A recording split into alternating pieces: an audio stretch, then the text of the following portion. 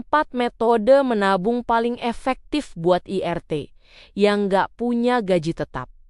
Sebelum lanjut, pastikan klik tombol subscribe, share, dan like dulu ya, supaya channel ini bisa bermanfaat buat lebih banyak teman-teman. Terima kasih, yuk kita lanjut deh. Apa kabar ibu semua? Moga sehat-sehat terus ya. Bu, jujur saja ya, pernah tidak ibu merasa uang di dompet itu seperti punya sayap yang bisa terbang sendiri, padahal baru saja diisi? Apalagi sekarang harga cabai dan minyak goreng lagi hobi sekali naik turun, seperti wahana di pasar malam yang bikin kepala pening 7 keliling. Rasanya baru kemarin pegang uang belanja, tiba-tiba sore ini sudah tinggal sisa recehan yang kalau dilempar ke aspal saja suaranya bikin sedih hati. Masalah ini sebenarnya relate sekali dengan kita, para ibu rumah tangga yang tidak punya gaji, tetapi dituntut punya ilmu sulap buat mengatur dapur tetap mengepul. Fenomena hari ini memang menantang karena meskipun kita bukan Menteri Keuangan Negara, tapi tanggung jawab mengelola arus kas keluarga itu bebannya luar biasa berat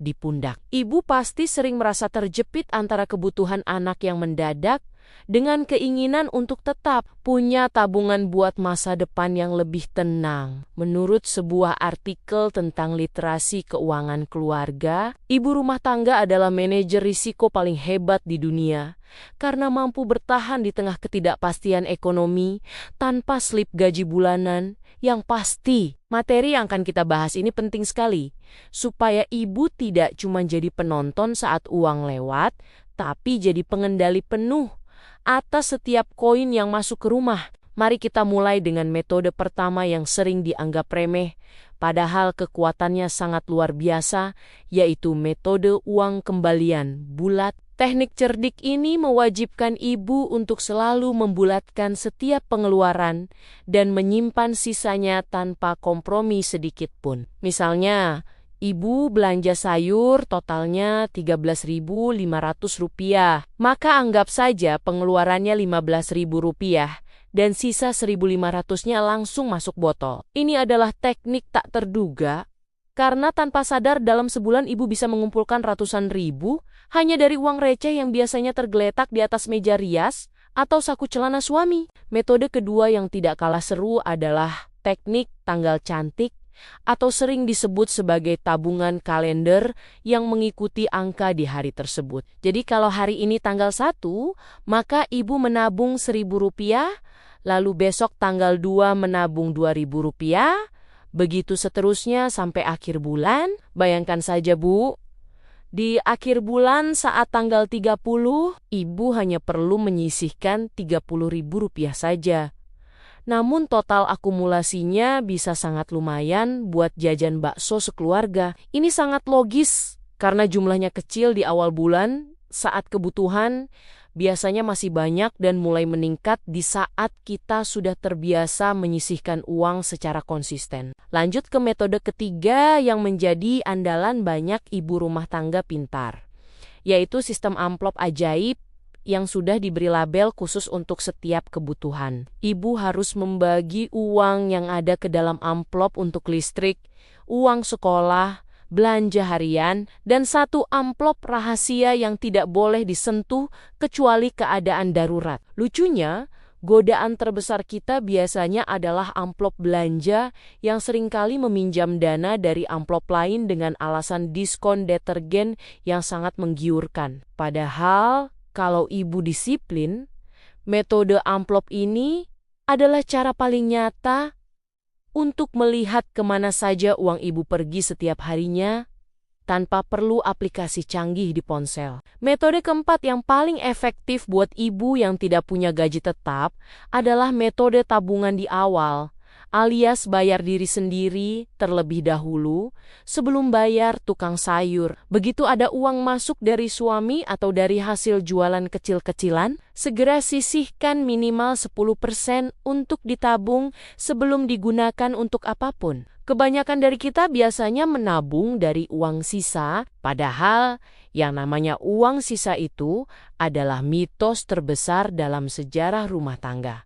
Karena uang tidak akan pernah sisa kalau sudah bertemu keinginan. Dengan menyisihkan di awal, ibu secara otomatis memaksa kreativitas diri untuk mencukupkan sisa uang yang ada guna memenuhi kebutuhan harian yang tidak ada habisnya. Ada satu teknik cerdik tak terduga yang sering saya lakukan, yaitu memanfaatkan uang kaget yang didapat dari sumber tidak terduga seperti hadiah atau sisa. Kembalian belanja yang tidak sengaja ditemukan, uang ini seringkali kita anggap sebagai bonus untuk jajan kopi kekinian.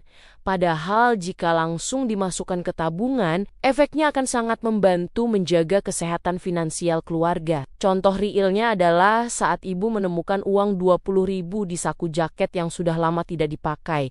Jangan langsung dibelikan gorengan ya Bu. Masukkan segera ke celengan karena uang kaget seperti itu adalah rezeki tambahan yang harus diamankan supaya tidak habis begitu saja tanpa bekas. Kalau dipikir-pikir, jadi ibu rumah tangga itu memang mirip stand-up komedi yang penuh dengan kejutan dan tawa pahit di tengah bulan tua yang mencekam. Kita ini adalah komedian yang harus tetap tersenyum di depan anak-anak, padahal isi dompet sudah lebih tipis daripada kulit bawang di dapur. Seringkali kita merasa sudah sangat hemat, sampai makan hanya dengan kerupuk, tapi kok ya masih saja merasa kurang saat melihat tetangga sebelah beli lemari es baru. Masalah ibu-ibu itu memang unik.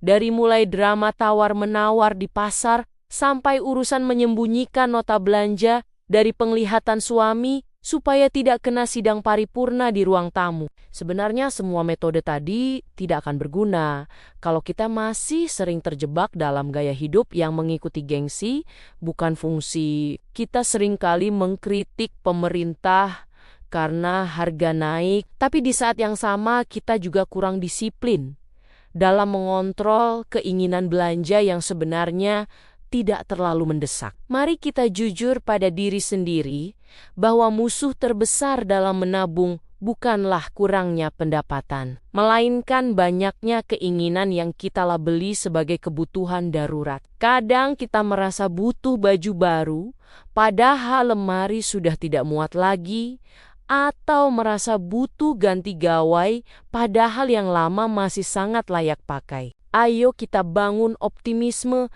bahwa kita para ibu rumah tangga adalah pahlawan ekonomi keluarga yang paling tangguh dan cerdas dalam segala situasi. Tidak ada kata terlambat untuk memulai.